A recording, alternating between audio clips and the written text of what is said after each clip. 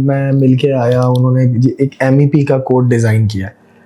آج 2025 میں آپ کو یاد آیا ہے کہ MEP کا کوڈ ڈیزائن کرنا ہے؟ اس سے پہلے آپ لوگ وہاں بیٹھ کے کیا سموسے اور بوتلیں پیتے تھے سارے. سائلوز ہیں, یہ ہماری انائیں, یہ ایگوز ہیں, چاہے وہ میری ہو. ہمیں یہ ایگوز ختم کر کے جب رسپانسبلٹی میٹرکس بن گیا اور ایک ہم پروجیکٹ میں کہیں انوالو ہو گئے تو there should be know ego between the parties. آپ اتنی بات کر رہے ہیں انجینئرنگ کی, اس کی اس کی, تو یہ تمام جگہوں پر آپ ہی لوگ تو بیٹھے ہوئے ہیں, اور کون بیٹھا ہوا ہے؟ آپ ہی کی یونیورسٹیز ہیں. مطلب اگر اچھا کر دیا تو جی ہماری یونیورسٹی سے پڑھ کے نکلا تھا, اس نے دنیا میں کارنامہ سر انجام کر دیا. برا کر دیا تو اسے بھی تو اون کر لو. اب ایک ڈیجیٹل سولوشن ہو صرف اپروول کی حد تک, نو نہیں ورک کرے گا.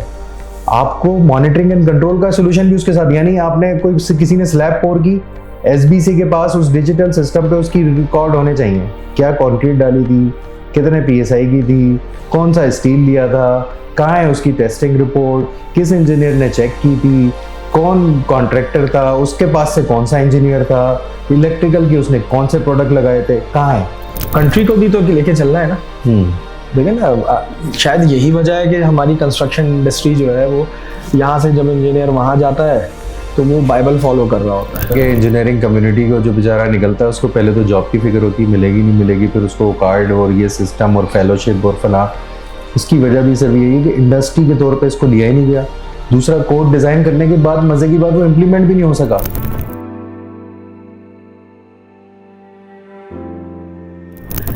شارٹ ٹرم مائنڈ اور long term mind construction industry کے اندر, مجھے اس کی وہ ڈیفینیشن نہیں چاہیے جو گوگل سے آتی ہے. کنسٹرکشن میں جو 12 سال آپ نے اپنے اس فیلڈ کے اندر گزارے, تو آپ کا ڈیفینیٹلی اس کلائنٹ کے ساتھ بھی رابطہ رہا ہے جو شارٹ ٹرم سوچتا ہے, اس کے ساتھ بھی رابطہ رہا جو لانگ ٹرم سوچتا ہے. کیا ڈفرینس پایا آپ نے ان دونوں مائنڈ سیٹ کے اندر؟ شارٹ ٹرم مائنڈ کا جو کلائنٹ ہے وہ یہ سوچتا ہے کہ آج مجھے کیا بچت ہوگی, آج میں کیا ایسا ڈیسیشن لوں کہ یہ بس میرا کام ہو جائے, اور اس کی پرفارمنس نہیں ہوتی, پھر اس کا ٹرسٹ لوز ہو جاتا ہے مارکیٹ سے. لانگ ٹرم جو مائنڈ سیٹ ہے وہ یہ کرتا ہے, وہ لیگیسی بنانے کی بات کرتا ہے, وہ اپنے اللہ تعالیٰ کو اپنے حشر میں جواب دینے کے لیے تیار ہوتا ہے, وہ یہاں مارکیٹ میں جواب دینے کے لیے تیار ہوتا ہے, اور وہ ایسا کام کرتا ہے جو اینڈ ٹو اینڈ اس پورے سائیکل کو کمپلیٹ کر رہا ہوتا ہے کہ آج یہ بلڈنگ میں بناؤں گا, کل اس میں لوگ رہیں گے, پرسوں اس میں اور آگے جنریشنز آئیں گی, تو یہ کس طرح پرفارم کرے گی, اس میں کیا کیا چیزیں لگنی چاہیے, ان کی کیا پروڈکٹس کی کیا کوالٹیز ہونی چاہیے, کیا اسپیسیفیکیشنز ہونی چاہیے. ہم یہ نہیں کہتے کہ بھائی آپ گولڈ پلیٹنگ کر دیں, نو, گولڈ پلیٹنگ نہیں چاہیے. دیر از اے پریشر کاسٹ جو ہمیشہ رہے گا. اچھا, وہ پریشر کیوں بنا ہوا ہے؟ شارٹ ٹرم میں کیا ہوتا ہے کہ آپ یہ سوچتے ہیں کہ آج میں اس ریشو 5.5 ہے یا 9 ہے اور اس میں 20% سے زیادہ وائلیشن کر لوں گا, تو یہ صرف ایریا کی وائلیشن نہیں ہے, یہ آپ کے اس ڈیزائن کی وائلیشن ہے, یہ سٹی کے اوپر پریشر ہے جو اس سسٹم پہ پریشر ہے. تو شارٹ ٹرم مائنڈ سٹی کا پریشر, ہاں, آپ نے ایک بلڈنگ میں تو زیادہ کر لیا کام, لیکن آپ نے نیچے جو انفراسٹرکچر ڈالا ہوا تھا, جو وہاں پہ جتنے لوگوں نے, جو سیوریج کا نظام تھا, جو پانی کا نظام تھا, جو روڈ کی وڈتھ تھی, جو اس کا ٹریفک فلو تھا, جو اس میں پارکس تھے, جو اس میں اور دوسرے انفراسٹرکچر, جو اس علاقے کی ڈینسٹی تھی, کیا ہم ہر علاقے کی ڈینسٹی کو وہاں لے جانا چاہتے ہیں کہ جہاں پر ہم جا کے چوکڈ ہو جائیں اور کل کو کوئی واقعہ ہو تو ہم وہ ریسورسز ہی موبلائز نہ کر سکیں؟ تو شارٹ ٹرم مائنڈ سیٹ یہ سوچ رہا ہے کہ آج مجھے کیا بچ رہا ہے, وہ یہ نہیں سوچ رہا کہ میں اس اپنے شہر کے ساتھ, اپنے ملک کے ساتھ, اپنے آنے والی نسلوں کے ساتھ, اس میں آپ کے گھر والے بھی ہو سکتے ہیں, میرے گھر والے بھی ہو سکتے ہیں, میں بھی ہو سکتا ہوں, آپ بھی ہو سکتے ہیں, تو ہم یہ نہیں سوچ رہے. ہم بھی تو پہ سکتے ہیں کیونکہ اللہ تعالیٰ تو ہے نا, تو وہ تو بے نیاز ہے, وہ کسی کو بھی اس وقت وہاں پہ رکھ سکتا ہے. تو اس وقت کیا ہوگا جب یہ شارٹ ٹرم مائنڈ سیٹ ہم پر ہی اپلائی ہو جائے گا. تو یہ گل پلازا میں ہو گیا نا, بالکل, آپ دیکھیں وہی چیز ہوگی نا. اگر آپ فور ایگزامپل کوئی کنسٹرکشن 1 لاکھ اسکوائر فٹ میں آپ 20,000 بڑھا رہے ہیں, انکریز کر رہے ہیں, تو آپ کی بات بالکل ٹھیک ہے کہ وہ جو کیپیسٹی مجھے الیکٹریسٹی کی ملی تھی, سیوریج کے سسٹم کی ملی تھی, اگر وہاں کوئی 100 گھر بننے تھے یا 100 فلیٹ بننے تھے, 120 ہو گئے نا ان کی کیپیسٹی, کنزمپشن. یہ کیونکہ ہمارے یہاں جنرلی پتہ ہے کیا ہوتا ہے کہ لوگ شارٹ ٹرم اور لانگ ٹرم کو یہ سمجھ رہے ہوتے ہیں بس یار کنسٹرکشن ہو گئی, یہ ہو گئی اور بس جلدی بک جائے. نہیں, لیکن آپ نے جس طرح سے اس کو الیبوریٹ کیا, یہ ہمارے جو اسٹیک ہولڈرز ہیں ان کے لیے بڑی تھاٹ فل بات ہے ان کو ان چیزوں کو انڈرسٹینڈ کرنا چاہیے کہ بھائی جو بات ہو رہی ہے وہ انڈسٹری کی بات ہو رہی ہے، تاکہ جتنا اچھا آپ کا رزلٹ نکل کے آئے گا بائر، کیونکہ یہ ریفرنس مارکیٹنگ پہ ہوتا ہے، ڈیجیٹل مارکیٹنگ سے فلیٹ نہیں بکتا، نہیں بکتا ہے یہ ریفرنس مارکیٹنگ میں. میں نے اگر آج کوئی اپارٹمنٹ لیا ہے تو میں بولوں گا یار فلاں بلڈر جو ہے نا بڑا اچھا ہے، فلاں کمپنی نے اس کے ساتھ کام کیا ہے. تو یہ ہے ڈیزائن اور ایگزیکیوشن کے بیچ میں. ساجد بھائی 20 سال ہو گئے مجھے بھی کام کرتے ہوئے، آپ کو بھی. میں دیکھتا جا رہا ہوں کہ کیا یہ اکنامی کرائسس کی وجہ سے آ گیا ہے یا یہ شروع سے ہی چلتا ہوا آ رہا ہے، کیونکہ آپ نے تو بڑی کمپنیز کے اندر کام بھی کیا. پھر وہی کیونکہ کو ریلیشن کی آپ نے بات کی تو وہاں سے وہ درد میں نے آپ کا نکالا ہے. تو یہ ایگزیکیوشن اور ڈیزائن کے اندر اتنا گیپ کیوں اب ڈیولپ ہو گیا ہے؟ ایکسیپٹ کرنے کو تیار نہیں ہے ٹو بی آنیسٹ. بالکل ایسے. دیکھیں جو 3 سینیریوز ہم نے ڈسکس کیے تھے نا کہ ڈیزائن ٹیم اچھی ہے، دونوں اچھے نہیں ہے تو کوآرڈینیشن ہے ہی نہیں، وہ گیپ تو رہے گا ہی. پھر ایک ڈیزائن ٹیم اچھی، کنسٹرکشن ٹیم اچھی نہیں ہے تو وہ گیپ تو بن گیا، کیونکہ جس کو آپ نے رکھا ہے اس کو صرف اس نے ڈرائنگ کو یہ دیکھنا ہے لائنس کیا ہیں. نہیں دونوں اچھے ہیں تب بھی نہیں ہو رہا، اور تب بھی نہیں ہو رہا تو وہ سائلوز ہیں، وہ ٹرسٹ ڈیفیسٹ ہے. اچھا اس میں کیا ہوتا ہے کہ کلائنٹ جو بیچ میں ہمیں لے کے چل رہا ہے، اور وہی رسپانسبلٹی میٹرکس جو ہم بات کر رہے ہیں وہ ہے ہی نہیں. اگر دیکھیں ہماری جو کنسٹرکشن انڈسٹری ہے، چاہے پبلک سیکٹر کا ورک ہو چاہے پرائیویٹ سیکٹر کا work who, any type of construction کیا کرتی ہے؟ کنسٹرکشن ڈائریکشن سیٹ کرتی ہے ملک کی. اور جب ڈائریکشن سیٹ کرتی ہے وہ لائف اسٹائل سیٹ کرتی ہے کہ بھائی ہم کہاں جا رہے ہیں. ہماری ہیلتھ سیٹ کرتی ہے. آج جو ہمارے کراچی کے معاملات ہیں، اتنا دیر سے اٹھنا اور یہ سارے معاملات، بہت کچھ چینج ہو چکا ہے نا. تو کنسٹرکشن اگر صحیح ہوتی ہے، اب ہم سٹی صحیح ڈیولپ ہوتا تو یہ سارے معاملات بھی ہم اچھی طرح سے مینیج کر سکتے تھے. جو ڈیزائن اور اس کا مطلب ہے کہ اسٹیک ہولڈر کوئی نہ کہیں بیچ میں ایک ایسے موجود ہیں جو چاہتے ہیں کہ نہیں یہ دونوں نہ ملے. بس ٹھیک ہے یار ہم نے یہ ایسے ہی کرنا ہے، یار یہ مشکل کام ہے، یہ بہت ڈیٹیل بتا دے گا ڈیزائن. تو اس میں تو ساجد بھائی پروجیکٹ اس کا سروائیو کر رہا ہے، یہ بات وہ کیوں نہیں سمجھ رہا؟ وہ اس لیے نہیں سمجھ رہا، اس کی شارٹ ٹرم تھنکنگ ہے جو ہم نے پچھلی بات کی. وہ تو یہ کہہ رہا ہے کہ بس یہ میں بنا کے نکلوں. کسی ایک کے ساتھ جب ہوگا یہ جو ہو رہا ہے آہستہ آہستہ کہ یار بہت ہی گیپ، لائبلٹی ٹرانسفر ہوگی 50 سال بعد بھی، کیونکہ اس جگہ کی ماسٹر لیز آپ کا نام لگا ہوا ہے بلڈنگ کے اوپر. یعنی میں نے اگر بلڈنگ بنائی تو ٹائمز لکھا ہوا ہے اس پہ، اور ٹائمز جو ہے وہ میں ہوں، اور میرے ساتھ یہ ہو جائے گا تو پھر مجھے میری اولادوں کو پتہ چلے گا کہ یہ ہمارے والد صاحب کیا کر کے گئے تھے. نہیں آج کل تو بہت جلدی پتہ چل رہا ہے، 10 سال میں ہی بلڈنگ کی آواز آنے لگ جاتی ہے. ورنہ ہم نے جتنی کچھ ٹیسٹنگز وغیرہ پروجیکٹس وغیرہ کی تھی، آپ بلیو کریں گے ہم نے ایک پروجیکٹ کیا، گیمن کمپنی بنا کے گئی تھی، یہ آپ کا ہے میریٹ. آج بھی اس کے کانکریٹ کی PSI کا ریزلٹ 8000+ تھا ماشاء اللہ. اور جتنی ٹیسٹنگ ابھی ہم نے چیک کی ہے وہ ساری 2000 کے بعد کا رزلٹ ہے. تو وہی آپ کی والی بات ہے کہ جو اسٹیک ہولڈر ہے نا اس کو یہ انڈرسٹینڈ کرنا بہت ضروری ہے کہ تم ایک سوسائٹی بناتے ہو، ایک سوسائٹی بناتے ہو. اب اس گیپ کو کم کیسے کیا جا سکتا ہے، اس پہ بھی ذرا کچھ تھاٹ دیں نا. دیکھیں وہی جو پہلے یہ تھا کہ ڈیزائن اور اس کا ایگزیکیوشن کا گیپ بن رہا ہے، تو یہی پہلے تو جو ڈیزائن ٹیم اور کنسٹرکشن ٹیم کو ایک ساتھ پروفیشنلز ہونے اور ان کو الائن کرنا ہے، ان کی کوآرڈینیشن ہونی چاہیے، وہ ہم نے بات کی. اور اس کے اندر بھی سائلوز ختم کرنے چاہیے اور ایک دوسرے کی رسپیکٹ کرنی چاہیے. ایک اور فیکٹر ہے، وہ فیکٹر بڑا امپورٹنٹ ہے، میں مقصد میں بول دیتا ہوں. اچھی بات ہے کہ وہ ہمارے اسٹیک ہولڈرز تک پہنچے کہ بھائی میں تو انجینئر ہوں، میں ڈیزائن انجینئر ہوں، یہ کانٹریکٹر اس کو کیا پتا. یہ تو کامن خبر ہے. تو اس لیے کہ وہ ایک تو نان پروفیشنل کانٹریکٹر ہے، اس کو پتہ ہی نہیں ہے، اور جو پروفیشنل ہے اس کے ساتھ یہ بیہیویئر نہیں چلتا. وہ خود انجینئر ہے یا اس کے پاس انجینئرنگ ٹیم ہے یا خود وہ ایک ایگزیکیوٹر ہے. سب سے بڑی بات دیکھیں ایگزیکیوشن کر رہے ہو نا آپ، اب وہ ایگزیکیوشن والے بندے کو تو میں کہتا ہوں کہ سبھی کچھ پتا ہے نا. ہاں پھر نہیں چلو نہیں بھی پتا، وہ آپ سے سیکھ لے گا، آپ سے بات کرے گا، آپ اس کی سنیں، وہ آپ کی سنیں. پھر آرکیٹیکٹ ہے، نہیں جی آرکیٹیکٹ بولیں گے نہیں اس کو نہیں پتا اس کو. تو یہ ہماری جو سائلوز ہیں، یہ ہماری انائیں ہیں، یہ ایگوز ہیں، چاہے وہ میری ہو. ہمیں یہ ایگوز ختم کر کے جب رسپانسبلٹی میٹرکس بن گیا اور ایک ہم پروجیکٹ میں کہیں انوالو ہو گئے تو there should be know ego between the parties. آپ اچھے ہیں جبھی آپ کو کلائنٹ نے لیا ہے، جو اگلا ہے وہ بھی اچھا ہے جبھی اس کو کلائنٹ نے لیا ہے. اگر وہ پروفیشنل ہے، اس کا ٹریک ریکارڈ ہے، تو ہم نے کیا کرنا ہے، وہ ایگوز ختم کرنی ہے، پروجیکٹ بینیفٹ میں جانا ہے ہمیں. اور وہ جب وہ کوآرڈینیشن اچھا ہوگا، ایگوز ختم ہو جائیں گی، تو خود بخود یہ سائلو ختم ہوگا اور آپ کا ایک بیٹر رزلٹ سامنے آنا شروع ہو جائیں گے. اور یہ ہمیں کرنا بھی چاہیے، کیونکہ یہ جو اسٹیک ہولڈرز ہیں اگر آپس میں نہیں ملیں گے اور آپس میں بات نہیں کریں گے اور آپس میں یہ سائلوز ختم نہیں کریں گے اور آپس میں یہ گیپس ختم نہیں کریں گے، تو ڈیزائن اور اس کا فرق تو رہے گا.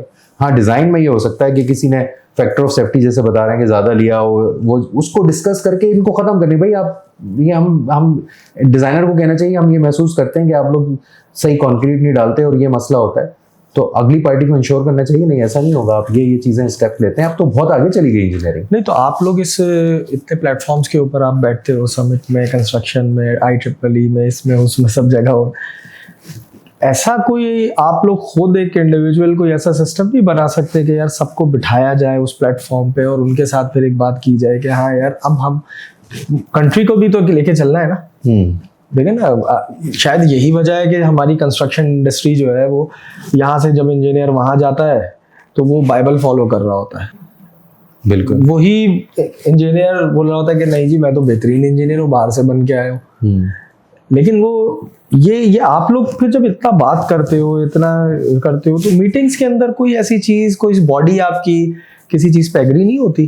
دیکھیں پوری کوشش کی ہے میں نے تو بات کرنا کھل کے شروع کی ہے اور انڈسٹری کے لیے بات کرنا شروع کی ہے بغیر کسی بلیم گیم کے. اب مسئلہ یہ ہے کہ وہی ایگوز کا ایشو ہے. ہمیں ویسے آپ کا بہت اچھا آئیڈیا ہے, بہت اچھا آپ نے ایک ڈائریکشن دی ہے اور آئی ول تھنک اباؤٹ اٹ, اور میں چاہوں گا کہ جو ہمیں دیکھیں ان کو بھی یہ سوچنا چاہیے, ہماری بات سنیں. بہت اچھی ایک آرگنائزڈ قسم کی آپ ایک آرگنائزیشن بنا سکتے ہیں جس میں تمام stake holders related to construction ایک جگہ ہوں اور یہ اپنے جو ایگوز ہیں, ڈپینڈنسیز ہیں اور سائلوز ہیں ان کو ختم کریں اور اس انڈسٹری کو فروغ دینے. انڈسٹری خود ہی بنائے نا, ہمیں تو پاکستان کو خود بنانا ہے.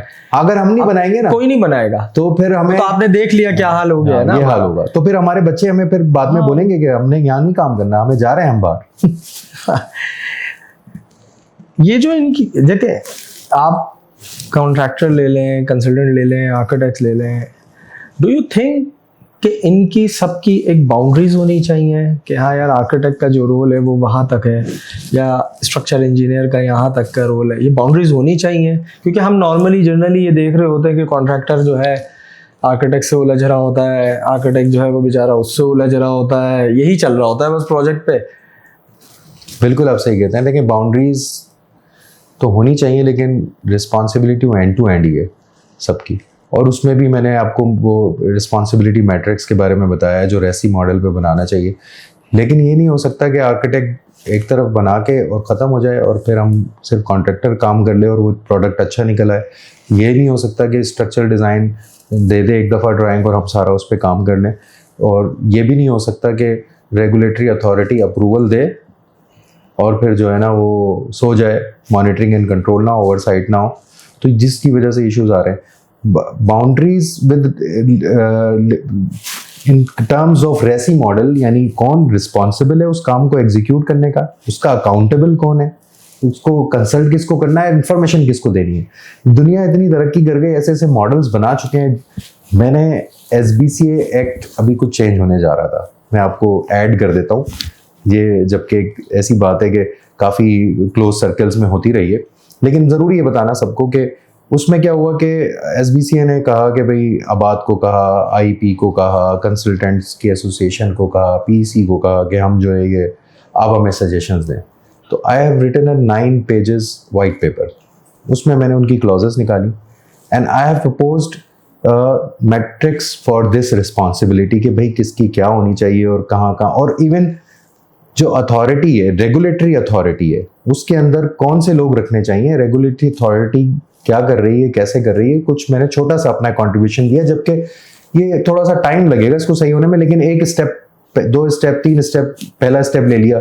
تو بہرحال وہ میں نے آباد میں بھی دیا, PEC کے لیے بھی دیا, ہمارے بڑے انجینئرس کے تھرو, میں ان کے نام نہیں لیتا لیکن میں بتا رہا ہوں کہ یہاں تک پہنچا. تو لیکن بہرحال اس کے بعد کیا ہوا, وہ ڈسکشنز ہوئیں لیکن اس طرح سے نہیں ہو سکا جو ہونا چاہیے تھا. بہرحال آہستہ آہستہ میری خواہش ہے کہ اور لوگ کنٹریبیوٹ کریں اور کسی طرح سے میں تو یقین کریں کہ وہ کہتے ہیں کہ کچھ نہ ہونے سے ہونا بہت بہتر ہے. میں بھی تھوڑی دیر پہلے آپ سے بول بھی رہا تھا کہ امپیکٹ تو ہے نا, چلو کچھ نہیں تو کم سے کم یہ تو ہے نا کہ یار یہ ہے بندہ, یہ نظر رکھ کے بیٹھا ہوا ہے ہم پہ, تو یہ تو ہے نا کم سے کم. یہ چیزیں تو آپ کی چل ہی رہی ہے نا. کمرشل پریشر جو ہے وہ آپ فیس کرتے ہو as a contractor design point of view سے؟ بالکل کمرشل پریشرز ہوتے ہیں, اور یہ کمرشل پریشرز اسی وجہ سے ہیں ڈیزائن پریکٹسز کے حوالے سے. ڈیزائن پریکٹسز کے حوالے سے بھی جب ان آتھورائز کنسٹرکشن ہو رہی ہوتی ہے تو کیا ہوتا ہے کہ وہ بالکل ان ریگولیٹڈ ہوتی ہے, اور وہاں پر وہ اپارٹمنٹ کی کاسٹ الگ ہے, تو اسی لیے ہماری کاسٹنگ کے پریشرز آ رہے ہوتے ہیں. اور وہ کاسٹنگ کے پریشر جب آتے ہیں تو آپ جو اصل کام کرنا ہوتا ہے, جس بلڈنگ کی جو ڈیو کاسٹ اس کو دینی ہوتی ہے, وہ آپ نہیں دے پاتے کیونکہ مارکیٹ میں سیل بھی کرنا ہوتا ہے اینڈ یوزر کو, بلڈرز نے. تو وہ ایک کمرشل پریشر اپنی جگہ موجود ہے. لیکن میں سمجھتا ہوں کہ تمام اسٹیک ہولڈرز کو ایک چیز ضرور دیکھنی ہے, اسٹینڈرڈس پہ کمپرومائز نہیں کرنا. میں کہتا ہوں گولڈ پلیٹنگ نہ کرو بھائی, نہیں چاہیے ہمیں کوئی بیسکس پیرامیٹر, لیکن وہ جو ضروری ہے اس 50 ایئرز 60 ایئرز لائف کے لیے, اور اس کی لانگ ٹرم لائف کو کیسے مینٹین کرنا ہے, وہ تو تجھے لگانی ہے, اس سے فائدہ. اچھا اب وہ ایکسٹرا جو کنسٹرکشن کر رہے ہیں, ارریگولیٹڈ کنسٹرکشن ہو رہی ہے جو کہ اکاؤنٹ فور نہیں ہو رہی, اس کی وجہ سے کیا ہو رہا ہے کہ وہ سارا بیلنس آؤٹ ہو رہا ہے. یعنی جو صحیح کام کرنا چاہتا ہے, جو 1 لاکھ اسکوائر فٹ بنائے گا اس جگہ جو ایکچوئل بنتا ہے, اور ایک بنائے گا 1.5 لاکھ, تو دونوں کمپیئر کیسے ہو سکتے ہیں؟ Apple to apple comparison create کرنا پڑے گا, یہ مسئلہ ہے. تو اس کے لیے ہر ایک کو اپنا اپنا کردار ادا کرنا پڑے گا. جب یہ ایپل ٹو ایپل کمپیریزن ہوگا, خود بخود یہ پریشرز ڈیزالو ہونا شروع ہو جائیں گے. خطرناک سوال, ایس بی سی بات کرنا پسند کریں گے؟ وائی ناٹ, یہ میرا ارادہ, میرے ملک کا ادارہ ہے, میرا ادارہ ہے, مجھے تو ان کے ساتھ کام کرنا ہے, آگے بڑھنا ہے. آپ کو کیا لگتا ہے یہ جو ایس بی سی ہے ہمارا ادارہ ہے, ریگولیٹری سسٹم, یہ بیسکلی آپ کا زیادہ تر اپروول سسٹم میں ہے یا انفورسمنٹ سسٹم؟ میں آپ کو بتاتا ہوں, بالکل اچھا سوال ہے کہ ایس بی سی کے رول کے اوپر بات کر رہے ہیں نا, جیسے ہم. ہاں بیسکلی تو رول, تنقید نہیں ہے. تو ایس بی سی کا رول کیا ہے؟ ایس بی سی کا رول ہے فیسیلیٹیٹر. پہلا رول اس کا کام ہے فیسیلیٹیٹ کرنا. کیا فیسیلیٹیٹ کرنا؟ بائی لاز, شہر کیسا ہوگا, کہاں کون سے ڈسٹرکٹس ہیں, زونز ہیں, ماسٹر پلانز, یہ ساری چیزیں جو کہ ابھی نظر نہیں آتا. کتنا کراؤڈیڈ, کس طرح سے ہمارا حال ہو چکا ہے. ابھی میں آپ کے پاس آیا ہوں تو دیکھتا ہوں راستے میں وہ یونیورسٹی روڈ دیکھ کے دل روتا ہے. تو اس کے بعد دوسرا کردار ہے ریگولیشن, اس کا ریگولیٹری گورننس, کہ اس نے وہ بائی لاز جو وہ فیسیلیٹیٹ کیے تھے, جو سسٹمز اس نے فیسیلیٹیٹ کیے تھے, اس کو اس کے مطابق اب کوئی آتا ہے تو اس کو اپروول دینا, اس کو مانیٹر کرنا. تیسرا اس کا اوور سائٹ کرنا, اس کو مانیٹرنگ اینڈ کنٹرول.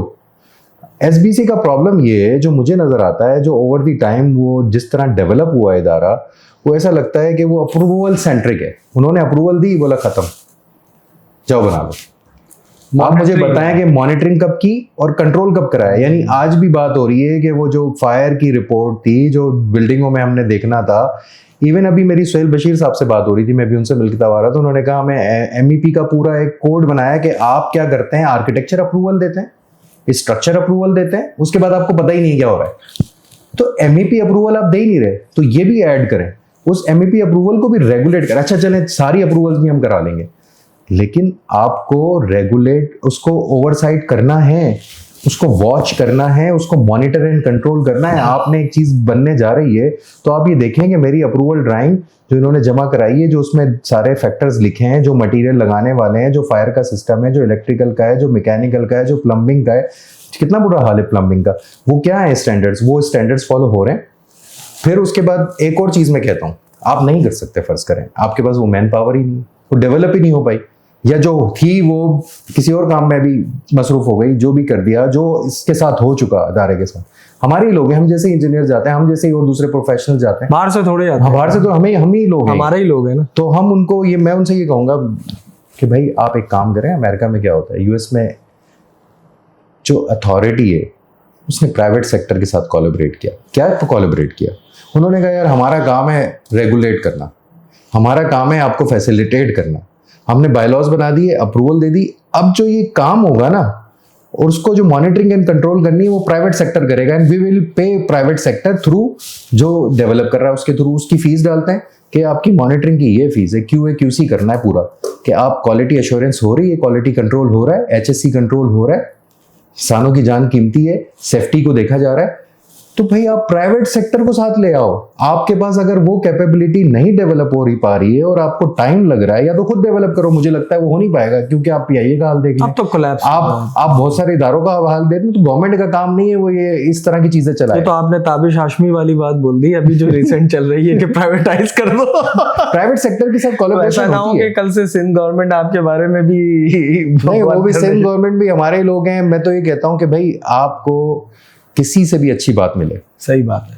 नहीं, आइडिया आपका बहुत अच्छा है। आपने जो बात की है तो बड़ा एक समझे कि वही एक इंटेंट्स वाली बात है, और चीजें तो बड़ी आराम से एक कंपनी है भाई बना ली, उसने कहा कि और उनके लिए आसानी है, वो उनको पकड़ेंगे, उनके लिए आसानी। कभी ऐसा हुआ कि एडवाइजेस वगैरह कुछ एडवाइजरी में कभी गए एसबीसी की मीटिंग्स वगैरह? नहीं, एसबीसी में मैंने बस ये पेपर की हद तक हूँ कि उनको लिख के भेजता रहता हूँ, और मैं चाहता हूँ कि मैं पेपर्स ही देता रहूँ।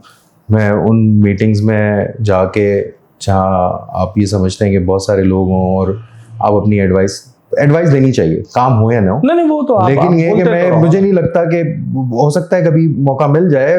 फोरम्स पे बात की है, बहुत सारे फोरम्स है आजकल। तो सबसे अच्छा अल्लाह ताला ने आपको जो मौका दिया है कि भाई आप अपनी बात करें, दुनिया सुनेगी। हाँ, सही। आप देखेंगे, और आप कोई किसी को टारगेट नहीं करना चाहते। हमारा मकसद किसी को भाई सिखाना नहीं है, यानी सोल्यूशन नहीं देना। आपने तो एक सोच डालनी है, उस सोच ने चेंज होना है कि यार आप चेंज होंगे तो ये हमारे बच्चों के लिए मुस्तकबिल चेंज होगा। हमारे यहाँ जैसे बिल्डिंग्स होती हैं कमर्शियल, उनकी अप्रूवल्स में बड़ा टाइम लग जाता है। डू यू थिंक कि डिजिटल ट्रांसपेरेंसी जो है वो आपकी कंस्ट्रक्शन इंडस्ट्री को थोड़ा ज़रा तेज़ कर सकती है? बिल्कुल। देखें, डिजिटलाइजेशन के लिए मैं एक ही बात करता हूँ कि ये हमारा विजन नहीं है, लेकिन ये हमारा विजन को हासिल करने का टूल है। हमारा विजन तो ये है कि हमने बेहतर होना है, इस मुल्क ने बेहतर होना है, इस शहर ने बेहतर होना है, मैंने भी आगे बढ़ना है, आपने भी आगे बढ़ना है, इवन उन इदारों ने भी आगे बढ़ना है। लेकिन होगा क्या कि वो जो ह्यूमन इंटरेक्शन है कम होगा, और एंड टू एंड कोई डिजिटल सोल्यूशन बनाना चाहिए। अब एक डिजिटल सोल्यूशन हो सिर्फ अप्रूवल की हद तक, नो, नहीं वर्क करेगा। आपको मॉनिटरिंग एंड कंट्रोल का सोल्यूशन भी उसके साथ, यानी आपने किसी ने स्लैब पोर की, एसबीसी के पास उस डिजिटल सिस्टम पे उसकी रिकॉर्ड होने चाहिए। क्या कंक्रीट डाली थी, कितने पीएसआई की थी, कौन सा स्टील लिया था, कहाँ है उसकी टेस्टिंग रिपोर्ट, किस इंजीनियर ने चेक की थी, कौन कॉन्ट्रैक्टर था, उसके पास से कौन सा इंजीनियर था, इलेक्ट्रिकल की उसने कौन से प्रोडक्ट लगाए थे, कहाँ है? कुछ नहीं है हमारे पास ऐसा डेटा। अच्छा, होता क्या है, हमारा शहर भी इसलिए साइलोज में है कि हमारी अथॉरिटी अलग डायरेक्शन में है, हमारा प्राइवेट सेक्टर अलग डायरेक्शन में है, हमारा मास ट्रांजिट अलग डायरेक्शन में, और हम एक दूसरे को कम्युनिकेट ही नहीं कर रहे डेटा। जब डेटा आएगा तो फैसले होंगे ना। फैसले किस बेसिस पर होते हैं? डेटा के बेसिस पर होते हैं। एनालिटिकल फैसले तो उसी पर होते हैं कि भाई क्या गलती है, क्या अच्छाई है, कहाँ हम लेक कर रहे हैं, कहाँ हमारा कोलैप्स हो रहा है। डेटा ही नहीं है हमारे पास। वो डेटा हम एक दूसरे से ट्रांसफर भी नहीं कर रहे। मैं कहता हूँ कि कब बेहतर होगा सिटी, जब हमारा सिटी एक दूसरे से बात करेगा। सिटी के कंपोनेंट्स जो सिटी को चलाते हैं वो एक दूसरे से बात करेंगे। हम तो बात ही नहीं करते। और बात करने का तरीका क्या है कि भाई आप अगर रोज नहीं बैठ सकते, उनके इदारों के हेड्स आपस में वो पॉलिसी मेकिंग नहीं कर सकते, उसका तवील प्रोसेस है भाई, अब असेंबली से होगा, इधर से होगा, पार्लियामेंट से होगा, तो कम से कम आप डिजिटली एक दूसरे से कम्युनिकेट करना शुरू कर दो, इंटीग्रेट करो अपने आप को। तो इंटीग्रेटेड वही अप्रोच लाइफ साइकिल वाली, यही वो वाली बात है। आपने मॉनिटरिंग की बात की। डू यू थिंक कि गुल प्लाजा का जो इंसिडेंट है, आरजे मॉल का जो इंसिडेंट है, उसकी मेन रीज़न ही मॉनिटरिंग थी? बिल्कुल, आरजे मॉल में मॉनिटरिंग भी थी। दूसरी बात ये कि देखें, मैं सिर्फ इसमें एक को कसूरवार नहीं समझता, मैं इसमें ना तमाम स्टेक होल्डर्स की शेयर्ड रिस्पॉन्सिबिलिटी समझता हूँ। मेरा आर्टिकल जो लिखा है उसमें भी यही मैंने एक्सप्लेन करने की कोशिश की कि यार ये तो अगर मेरा था आरजे मॉल, मुझे भी सोचना था कि मैं ये फायर सिस्टम क्यों नहीं लगा रहा। फिर जो मेरे साथ रेगुलेटरी अथॉरिटी थी उसने मॉनिटर भी करना था। अब ये परसेंटेज अलग अलग हो सकती है कि किसी की ज़्यादा थी, वो उस रैसी मॉडल के थ्रू हम निकाल सकते हैं और बड़ा अच्छा इस पर काम हो सकता है। फिर जो वहाँ बाद में बैठा है उस मॉल को रन कर रहा है, वो एसोसिएशन उसकी भी थी कि भाई आपके पास आग लग जाएगा। जो मटीरियल्स लगे थे वो क्या थे। तीसरी बात, एक और बात मैं सुनता हूँ कि भाई ये कॉन्स्पिरेसी है कोई। मैं कोई पॉलिटिकल बात नहीं करना चाहता, मैं कोई ब्लेम गेम नहीं करना चाहता। मैं तो कहता हूँ फर्ज करें कि ये कॉन्स्पिरेसी आपके साथ होनी है, कहीं बाहर से हो जाती है, दहशतगर्दी है ना हमारे, थर्ड फिफ्थ जनरेशन वॉर की हम बात कर रहे थे, तो اس کے لیے تو زیادہ ضروری ہے آپ کو سسٹم لگانا, سسٹم کہ آپ کے پاس ایسا سسٹم تو ہو کہ کل کو کوئی دشمن آپ کے ساتھ کانسپریسی کرے تو آپ اس کو کیٹر کر سکو. تو یعنی کہ ہم نے کانسپریسی بھی ہوئی کسی نے کی تو اس کا پتہ ہی نہیں چلا, پھر بھی تو ہم ہی ہیں نا اس کے قصوروار. لائک چائنا جیسے کہتے ہیں کہ اگر آپ چائنا میں چلے جائیں, اس وقت دنیا کا بہترین جو ہے نا AI نظام جو ہے انہوں نے لگایا ہوا ہے کہ آپ وہاں پہ کوئی کام کر نہیں سکتے, پکڑ لیتا ہے. وہاں پہ آپ ایئرپورٹ سے اتریں گے, جب تک آپ گھر نہیں چلے جائیں گے نا وہ آپ کو چھوڑے گا نہیں. ساجد بھائی بڑی اچھی آپ باتیں تو کر رہے ہیں, لیکن تھوڑی سی ذرا ہارڈ کنورسیشن بھی کروں گا, شاید لوگوں کو بری بھی لگے.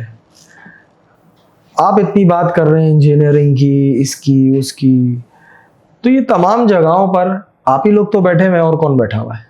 آپ ہی کی یونیورسٹیز ہیں.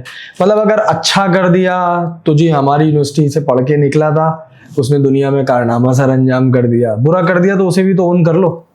بالکل آپ کی بات صحیح ہے, اور امپورٹنٹ ہے کہ دیکھیں دنیا میں تو ہر طرح کے لوگ موجود ہیں, لیکن جو بلڈنگ میں دیکھتا ہوں جب یہ بلڈنگز بن رہی ہیں اس کے اندر ڈیزائن کی حد تک رہ جاتے ہیں, اور ہمارے انجینئرنگ کمیونٹی کا بھی قصور ہے, اور اس میں نے کہا نا شیئرڈ رسپانسبلٹی, اور ایون آرکیٹیکٹس کا بھی ہے کہ بھائی انہوں نے اپنے آپ کو اتنے کم میں سیل کیا اور اپنے ان اسٹینڈرڈس پہ کیوں کمپرومائز ہونے دیا, اپنے کیوں ٹھپے لگائے کہ ہم نے کیا. یہ بہت امپورٹنٹ بات کی, مزہ آیا اس کو سن کے. آپ کی یہ سمجھیں کہ وہ والی بات ہے کہ کرٹیسزم فار پروگریس, آپ نے ہمیں وہ ڈائریکشن دی کہ بھائی آپ لوگ بھی تو موجود ہو, صرف کوئی وہ تھوڑی موجود ہے کہ یہ صرف اتھارٹی ہے, صرف ڈیولپر ہے, صرف کانٹریکٹر ہے, تو بھائی آرکیٹیکٹ بھی ہے, تو تو یہی بات میری کہتا ہوں کہ بھائی آپ لوگوں نے جو انجینئرنگ والے ہیں, جو ڈیزائن کر رہے ہیں, آرکیٹیکٹ ڈیزائن کر رہا ہے اور وہ MEP ڈیزائن کر رہا ہے, اس کو بھی دیکھنا چاہیے کہ اگر اس پروجیکٹ میں یہ کام نہیں ہوا ہے تو وہ ایک کم از کم اپنا نوٹ تو کریٹ کرے کہ یہ نہیں ہوا ہے, یہ نہیں ہے آپریشن کے قابل, یہ نہیں ہے جس کو ہم نے استعمال کرنا ہے, یا یہ نہیں کام کرے گی. تو اور اس نے اگر یہ کروایا ہے تو کیوں کروایا, تو بالکل آپ کی سائڈ ہی ایکولی رسپانسبلٹی جتنا اس کا شیئر ہے وہ بنتا ہے. میرے حساب سے تو آپ سب ذمہ دار ہوتے ہیں. اس کی ریزن یہ ہے کہ آپ نے ابھی کہا کہ میں مل کے آیا, انہوں نے ایک MEP کا کوڈ ڈیزائن کیا ہے. آج 2025 میں آپ کو یاد آیا ہے کہ MEP کا کوڈ ڈیزائن کرنا ہے. اس سے پہلے آپ لوگ وہاں بیٹھ کے کیا سموسے اور بوتلیں پیتے تھے سارے. سوری ٹو سے, بالکل. تو مطلب یہ ایسوسیشنز جو آپ نے بنائی تھیں یہ کیا کر رہی ہے؟ میرے ملک کا بچہ جو ہے وہ NED سے یا کسی بھی یونیورسٹی سے جب وہ پڑھ کے نکلتا ہے تو میں نے تو یہی دیکھا, میرے پاس بھی جتنے کام کرتے ہیں وہ بیچارے اسی پروگریس میں لگے رہتے ہیں کہ مجھے اب جو ہے یہ کارڈ مل جائے گا, مجھے لیپ ٹاپ مل جائے گا, مجھے یہ مل جائے گا, بس اسی میں لگے رہتے. آپ نے آج 2025 میں جا کے MEP کا کوڈ ڈیزائن کرنا شروع کیا. بالکل آپ نے صحیح کہا کہ انجینئرنگ کمیونٹی کو جو بیچارہ نکلتا ہے اس کو پہلے تو جاب کی فکر ہوتی ہے, ملے گی نہیں ملے گی, پھر اس کو کارڈ اور یہ سسٹم اور فیلوشپ اور فلاں. اس کی وجہ بھی صرف یہی ہے کہ انڈسٹری کے طور پہ اس کو لیا ہی نہیں گیا. دوسرا, کوڈ ڈیزائن کرنے کے بعد مزے کی بات وہ امپلیمنٹ بھی نہیں ہو سکا. جو کمیٹی تھی انہوں نے مجھے بتایا, اس کمیٹی کے اندر انہوں نے سارا کچھ پیش کر دیا انجینئرز نے اپنا, لیکن وہ امپلیمنٹ نہیں ہونے جا سکا. اور اس میں جو معاملات ہیں جن اتھارٹیز نے امپلیمنٹ کرنا ہے ان کو بھی دیکھنا ہوگا کہ بھائی آپ ان پروفیشنلز کو انوالو کریں. اور یہ جو واقعی جو انجینئرز کا حال ہے کہ یہ کارڈ یہ فلاں اس طرح سے ہو رہا ہے, یہ بہت برا حال ہے. یہی مائنڈس آپ سپورٹ کرتے ہیں اس چیز کو؟ میں تو نہیں سپورٹ کرتا. کسی ایک اسٹرکچر انجینئر کو بیچارے کو کسی زمانے میں 5-6 سال میں کیٹیگری کا ایک کا لائسنس ملتا تھا. آج آپ لوگوں نے اس کو وہ حال کر دیا ہے کہ 14 سال کے بعد کیٹیگری اے کا لائسنس اسے مل رہا ہوتا ہے, اسٹرکچر کا. تو اب وہ کیا بزنس کرے گا؟ بالکل ایسے کیسے کنسلٹنسی فرم کھولے گا؟ میں تو دیکھتا ہوں کہ اسٹرکچر والے تو بیچارے بالکل ہی ہینڈ ٹو ماؤتھ ہوتے ہیں. میرا سوال ہے نا آپ سے, اور کس نے کیا یہ 1970s کی جنریشن لے کے چلی نا یہ. ہاں, کچھ یہ ہمارے جو پیچھے کی جنریشن ہے ان کو یہ ہمارے لیے سوچنا ہوگا کہ بھائی اگر اس وقت بیٹھے ہیں تو جین زی اور جین الفا بالکل الگ, تو کھا جائیں گے, یہ نہیں چھوڑیں گے. یہ آپ کو میں ابھی مائک سن لو, یہ بڑے خطرناک ہیں. ہاں, یہ بہت زیادہ ہم لوگ دیکھ رہے ہیں. اور یہ ہم جو تھے, ہم نے اپنی سینئر سے پھر بھی اتنے سخت سوالات نہیں کیے جو آج ہماری جنریشن ہم سے کرتی ہے. جو ہمارے ڈنڈے پڑتے تھے. اور ہمارے پاس جو پرانے وہ جو چائے سموسے والی باتیں بہت انٹرسٹنگ تھی, یہی ماحول تمام ایسوسیشنز میں یہی چل رہا ہوتا ہے, جس کی وجہ سے کیا ہے کہ آپ وہ پروگریس نہیں کر پا رہے جو آپ کو پروگریس کرنی ہے. اس ملک میں کتنا پوٹینشیل ہے. میں اس کو اس طرح سے دیکھتا ہوں کہ میرے بیچ میں اگر 150 لوگ تھے, آج ہم نے ایک ری یونین کا پروگرام بنایا ہے تو 100 لوگ ہم ایک ساتھ جمع ہو گئے. ان 100 میں سے 60 باہر ہیں اور ماشاءاللہ سب بڑی بڑی پوزیشنز پر ہیں, اچھے کام کر رہے ہیں. یو ایس کے اندر, کینیڈا کے اندر, یو کے اندر, مڈل ایسٹ میں, آسٹریلیا میں بہت بڑی اسٹرینتھ ہے جو بہت اچھا کام کر رہے ہیں. اور میں سوچتا ہوں کہ یہ وہی لوگ ہیں جو میرے ساتھ تھے اور ہم نے ایک ساتھ کیریئر شروع کیا تھا, ایک ساتھ پڑھائی کی تھی, اور وہاں جا کے ان کے نارمز اینڈ ایتھکس دیکھیں. اور یہاں جو انجینئر رہ گئے, چند میرے جیسے نکل آئے, 2-4 ووکلیں بات کر لیتے ہیں یا جو دیکھ کر رہے ہیں, لیکن باقی بیچارے وہ ذریعہ معاش میں اور اس میں ہی پھنس کے رہ گئے, یا وہ گروتھ نہیں مل سکی, یا ہمارے نارمز اور چیزوں کو لے کے چلنے والا وہ پروگریس نہیں تھا. دیکھیں کیا ہوتا ہے, ملک کس طرح کا ہے, ملک میں کیا ہے, روڈز بنتے ہیں, انفراسٹرکچر بنتے ہیں, بلڈنگ ہاؤسنگ بنتی ہے. آپ نے کوئی گھر, آپ کی شادی ہوئی, آپ نے گھر چاہیے, بچے ہو گئے, آپ کو گھر چاہیے. آپ کو ایک بزنس کرنا چاہتے ہیں, آپ کو ایک آفس چاہیے. آپ کو انڈسٹری لگانا چاہتے ہیں, ایک اور فیکٹری بنانی ہے. آپ کوئی نیا علاقہ ڈیولپ کرتے ہیں, آپ کو روڈ بنانا ہے. آپ نے اس میں الیکٹریسٹی پہنچانی ہے, آپ کو الیکٹریکل انفراسٹرکچر لانا ہے. سب تو کنسٹرکشن ہے. کنسٹرکشن جو انڈسٹری ہے وہ انجن, یہ ملٹی پلائر انجن ہے ہماری اکانومی کا. تو بھائی کیسے بنے گا میرے بھائی, یہی تو آپ سے پوچھ رہا ہوں, کیسے بنے گا کہ ایک لڑکا 24 سے 25 سال کی عمر میں BE کر کے اپنا ڈگری وگری لے کے نکلتا ہے اور اس سے پلس کر دیں 14 سال اس کے, تو آپ کو لگتا ہے, ڈو یو تھنک کہ وہ 40 سال کی عمر میں میرٹ پہ ایک ایگزام رکھیں, 40 سال کی عمر میں وہ کنسلٹنسی فرم کھولے گا جب اسے کوئی کام نہیں ملے گا. میں بول رہا ہوں نا کہ آپ میرٹ کا ایگزام رکھیں گے, 14 سال کا ایکسپیرینس بیٹھے, آپ بولیں گے آپ نے ماسٹرز کرنا ہے کنسٹرکچر میں, اسٹرکچر کے بعد آپ ہمارا یہ پیپر ہے, یہ ایگزام ہے, یہ سینیری, ہم اتنے لوگ بیٹھیں گے اور یہ ایگزام لیں گے اور یہ انٹرنیشنلی رکھیں, اس کو بولیں گے ایگزام پاس کرتے ہو دوسرے دن لائسنس لے لو. آپ کو نا اس میں کوئی ایئرس لمٹ اور یہ لمٹ نہیں لگانی چاہیے. اس کی وجہ یہ ہے کہ آپ تو کھا گئے کسی. ہاں, اس کی وجہ یہ ہے کہ اگر آپ آج سے, جو میری پچھلی جنریشن تھی وہ جو کام سال میں سیکھتی تھی, اب میں مہینے میں سیکھتا ہوں. ٹھیک ہے نا, آپ بالکل صحیح کہہ رہے ہیں. اور اب میری جو اور آگے لے جائے جا رہے ہیں, اور آگے لے جائے, اب تو یہ لرننگ کا پروسیس کم کر دیا دنیا نے, ٹیکنالوجی کے تھرو ختم ہو گیا. آپ کی وزڈم کے تھرو آپ انڈیا کے اندر جائیں, میں آپ سے آنیسٹلی بات بتاؤں, میرا کلیگ تھا ساتھ میں, میں نے اس سے بولا کہ تم نے BE کیا ہے, بولا نو I am not BE engineer, I am BTech engineer. تو میں نے بولا او تم تو اس کا مطلب انجینئر نہیں ہو. بولا تم بات کیا کر رہے ہو, مجھے سمجھ میں نہیں آ رہا. اب نہیں ہے آج کل. دیکھیے تو ڈگری کا ایک پروگرام کسی دور میں آیا تھا, ختم ہو کچھ گیا, دنوں بعد تو یہ اسکل بیس ہو جائے گا, جس کے پاس اسکل ہوگی. تو یہ بالکل آپ کی صحیح بات ہے. دوسرا یار یہ دیکھیں, جو انڈسٹری صحیح ہوگی نا, یہ تو ایک ہی طریقہ ہے کہ جو ڈیو رسپانسبلٹی جس کی ہے, جس کا کام ہے, اس سے ہونا ہوگا. اب اگر کوئی کام انجینئر سے کراتا ہی نہیں اور اس کی رسپانسبلٹی اس پہ ڈالتا ہے تو پھر تو زیادتی. اور اگر کوئی کام آرکیٹیکٹ سے کراتا ہے نہیں, اس کی رسپانسبلٹی اس پہ ڈالتا ہے تو پھر بالکل بیکار ہے.